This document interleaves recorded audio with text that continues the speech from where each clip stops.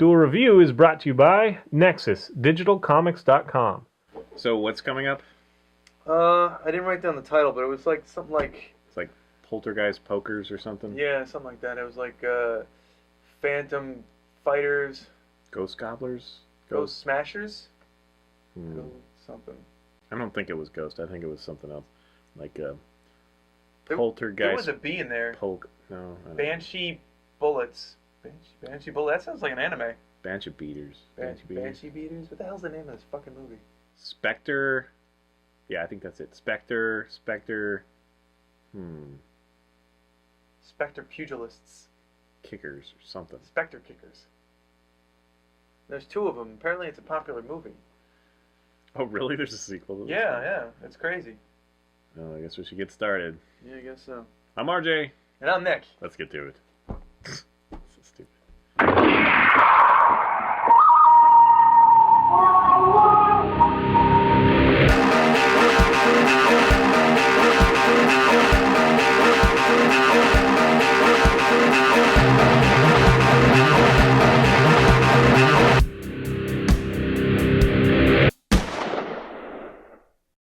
Hey everybody, today is the 8th of March, and we're taking a look at Ghostbusters. That's right. And it's actually surprising that we haven't done this yet because we talk about it all the time. If you guys don't know me, I am a huge fan of Ghostbusters. But apparently we've only talked about the comics and the video games and the crappy video game, the NES one, briefly on Yeah, a couple days ago. Tuesday. Right. So we're going to talk about the movies this time. So yay. So here we go. And please mind the green It's his screen. birthday tomorrow. Yes, it's very fitting that we're going to be doing Ghostbusters because my birthday is tomorrow. So here it is. Hopefully there's no green screen issues because it is all green, but I am going to show you the booklet that came with the special edition one that I had. So here it is. Yay, Ghostbusters! So the original came out in 1984. By then I was 1 year old because I was born in 83, if you guys can do the math. And the sequel came out in 89, 5 years later, as stated in the beginning of the sequel. Yeah, which I didn't know was actuality. That's Yeah, funny. right. And basically you have a bunch of, starting with the first one, you have a bunch of college professors who are booted from campus. You know, their grants have been removed, and they don't know what to do with themselves, but luckily they have just discovered that they can actually capture spirits from the other world, specters, ghosts. And so they go into business as paranormal eliminators, you know, as stated by Casey Kasem or Larry King or someone said it in the movie. And it's just a fun ride. The characters are great. I love all of the characters. They each have their own personalities. And, you know, there's so much to love. The comedy is there. You know, the kind of spookiness is there. In fact, this was one of the spookiest movies I have ever watched growing up because one of my biggest nightmares was Slimers, like 10 or 15 of them, would live underneath my bed and they would come out and, just come out from underneath my bed and just, I don't know, it was freaky. But still, very fun, very lovable. Great stuff. Yeah, I can agree with pretty much all of that. Now, was it a risk when it came out, or was it one that had a lot of money behind it? Well, this one was a risk. There was. In fact, this one actually started off as Dan Aykroyd's screenplay called, I believe it was Ghost Smashers, which was ghost busting in space and time. You know, If we know Dan Aykroyd, we know he loves space. Right, yeah. If you've seen any of Aliens. his documentaries, he loves aliens, or he's very interested in aliens. Knows all the fun terms that they use. You know, proton packs, boson darts, all that fun stuff. All researched. All research, things that he actually studied and found out about in the paranormal Not world. everybody knows that Ramis and Aykroyd were responsible for writing this. Right. In fact, Not everybody knows, I should say. Right. Basically, the story behind that is Dan Aykroyd wrote the script, showed it to Ivan Reitman, who is the director, who's also done, you know, Animal House and Kindergarten Cop and all that fun stuff in the early 80s, 90s, or late 80s, early 90s. And he took it to him, and Ivan Reitman said, well, you know what, let's do it in a modern era, New York. And so he handed it to Harold Ramis, who plays Egon Spengler, and he rewrote it along with Dan Aykroyd, and suddenly we have this wonderful script that everyone loves, starring Bill Murray, Dan Aykroyd, Harold Ramis, Ernie Hudson, Sigourney Weaver, Rick Moranis, Annie Potts, Pretty awesome. yeah, and William Atherton, who plays Walter Peck, and everyone loves Walter Peck. Yeah, I freaking love the cast. The only one that I don't personally like is Sigourney Weaver, but she works, and I know you like her. I don't know. She's just kind of dry. And, I've like, always had a there crush to me. on Sigourney Weaver. But She's honestly, had but attractive- like friggin' Bill Murray, Dan Aykroyd, and the cool thing is like Dan Aykroyd's being the straight man. You know, Bill Murray gets to be shiny Bill Murray. It's just freaking hilarious. Right. And even more so in the second film. I think the first film is awesome, but it's funny.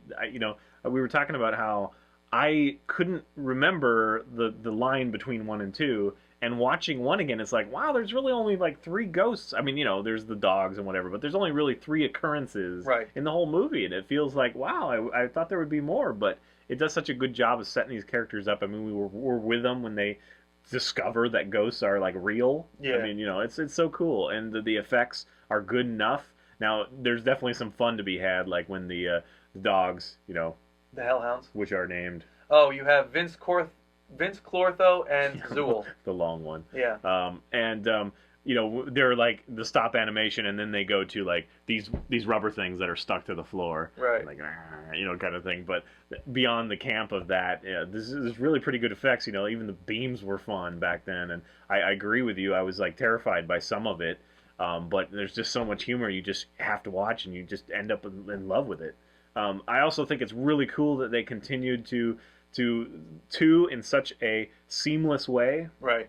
Number 2 just feels like it was made the same week. I mean, it's great. It's really great. And then beyond that, even the comics that we reviewed and the video game, they all feel so much in that vein and so appropriate. They're really doing a great job, which is, how many years has it been spread out? But it's such a, whoever's taking care of it. Yeah, whoever has the property, who has the rights to Ghostbusters is doing a wonderful job, man. Decisions. Yeah, just a lot of great stuff coming out, and I still wish that there'd be a third movie, but then again, it's been so long that I really don't think it could add up. Plus, and I think they might forget this, you need to have a giant something to kind of walk along the streets of Manhattan, because, you know, in the first one you obviously had the Stay Puft Marshmallow Man, and the second one you had the Statue of Liberty. How do you top the Statue of Liberty? How do you do that? Yeah, I have my own, you know, comments about that one, but it was all pretty impressive. I love the Statue of Liberty. I want to know the actress who played the Statue of Liberty. That'd be fun. It might not have been an actress. You don't know that. Maybe. So let's talk about villains very quickly. In the first one, obviously, there was Gozer the Gozerian, along with Zool and Vince Clortho. In the second one, you had Vigo the Carpathian, who did a wonderful job, even though his voice was dubbed. I don't think he spoke English. He was like Antonio Banderas in the very beginning, where you just feed him lines. He didn't really know what he was saying. In fact, everything is like this. One of the pronounced in the mouth. One of the fun things that I read, and one of the fun things I think I read, this might be kind of a mesh of ideas here, but I'm pretty sure that Bill Murray actually said something about his voice or the voice of the woman who played Gozer. I can't remember if it was which movie. One or the other. Yeah, but he said something like, the way they say that is just kind of funny, just making fun of it, like offhand, you know, because Bill Murray makes fun of things. And so the director heard that. Personally. Yeah, the director heard that and said, yeah, it does kind of sound silly. We need to do a voiceover. So in fact, both of those characters, I believe, had voiceovers done. You know, I definitely know that Vigo had a voiceover done, but I'm not 100% on. It's such a great, Gozer. you know, excuse because, you know, they're ghosts, so it can be a little weird, you know, kind of thing. But so who's the guy that played? What's his name? The guy who takes care of Vigo. I freaking love him. Oh, Dr. Janos Poha, Janos, yeah. who was played by. Crap! I was hoping not to look down. Peter McNichol. Yeah, that is a brilliant portrayal. It's just so oddly quirky and fun and kind of creepy, you know, just all together. I mean, you know, he's just kind of like, ew. Yeah, there was a scene that really creeped me out growing up, which was the one where he shoots the flashlights and he's got that smile. Yeah, but yeah, just the way he talks and you know, the way he shakes hands, it's just so off. And I love that one line. He's like, yeah, Johnny, where the hell are you from, anyways? He's like, the Lower West Side, or however he says it. I just love that. Yeah, this is great. Yep, it's a lot of great fun. I love, you know, the second one again. I love when they're like drilling the hole in the street, and Bill Murray's like, "What are you doing here? We gotta, you know, it's just perfect. They throw in the New York accents, fun. And then I love the comment of New Yorkers. You know, it's like every New Yorker's it's a God-given right to be, you know, angry and hate himself or hate other people. Hate each other. Yeah, that's pretty cool.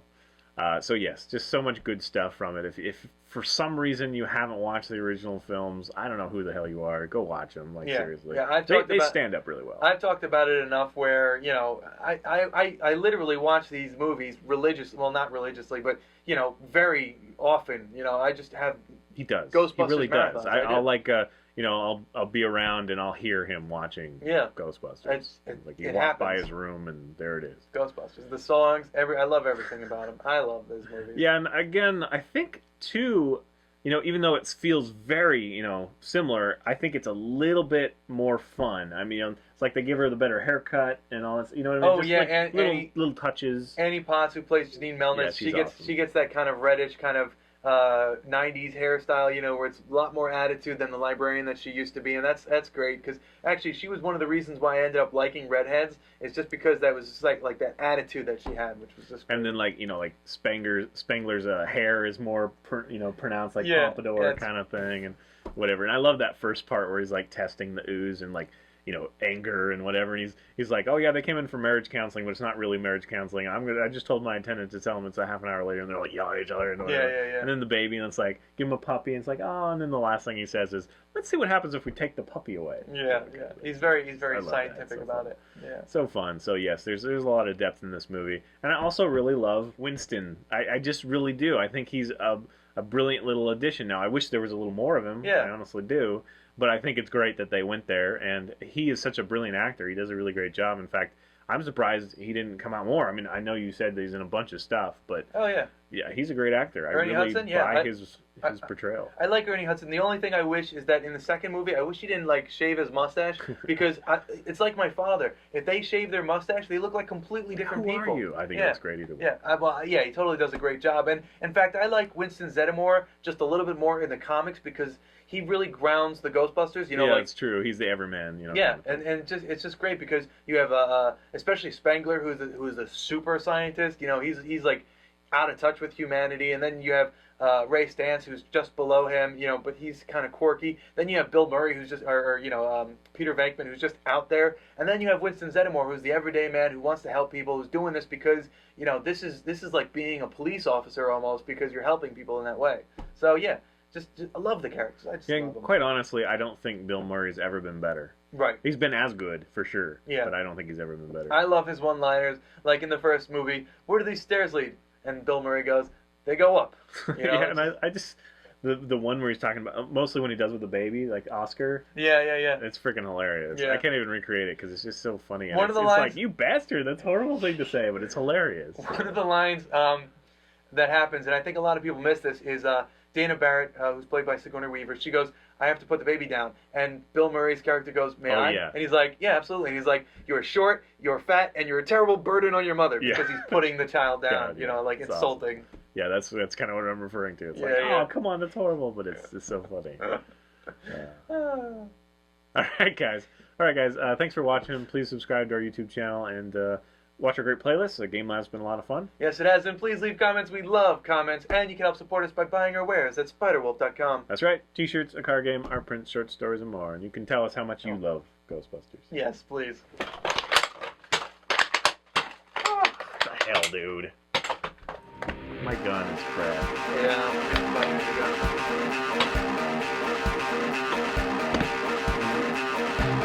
Next week, we start off with Uncanny X-Force and Uncanny X-Men.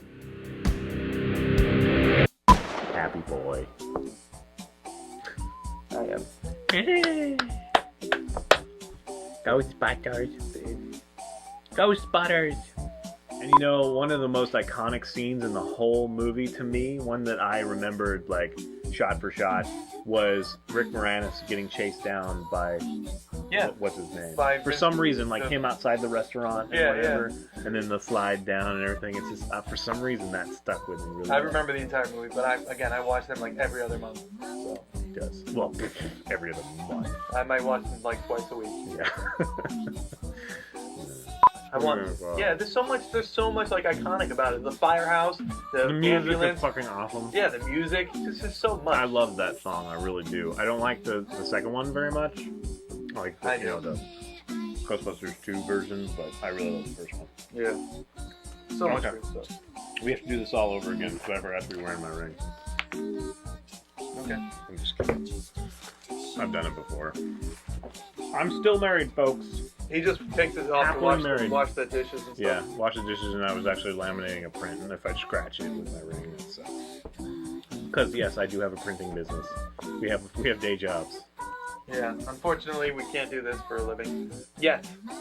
So yeah, this one time when I was when I went to go visit my parents, I was living in Massachusetts, and I took the train down to visit, and my dad took Mom to the shop, right, to the grocery store, and Mom wasn't expecting me, and I'm there with my leather jacket, and at the time I had long hair, you know, and I was just kind of sitting there looking at the cookies, and Mom didn't know it was me, and I start throwing things into the basket, and Mom like, what is this guy doing? And I turn around like, Mom, and she's like, ah, and then she bought me the cookies. Like, excuse me, homeless person. Yeah. What do you think you're trying to pull? Yeah. It was granola, by the way. When you were talking about the aisles, that made me remember. I'm totally going to put the picture up here, but one Valentine's Day, I was just at the drugstore to pick up, I don't remember what it was, but I remember it was Valentine's Day because of what happened. Anyway, I walked down the aisle, right, and whatever, and I'm doing whatever, and I'm probably looking for aspirin or some shit, I don't know. I turn around, and there was something on the floor right behind me, like it had crawled out of the aisles, and it was just sitting there, and it was this little heart, like, waving at me. It was the weirdest thing. I totally walked down, I didn't hear anybody or whatever, but as soon as I turned around, it was just sitting there, like, it's crazy. See, here's the picture. It was really almost creepy, but funny at the same time. Like, I swear, it happened, like, in a 10-second period. Like, I just walked down the aisle, and I walked past where it was, and then I just kind of looked and turned around, and there it was. It was like following me. That's kind of creepy, actually. I would like leave the store. I'd be like, nope. It's pretty cool. No explanation. There were no like kids running around or anything. I have no idea. It was like really late at night. It was just, you know, Walgreens kind of thing. So, could have been a ghost. Ghostbusters, help me from this Valentine's Day stuffed heart thing. Ghostbusters!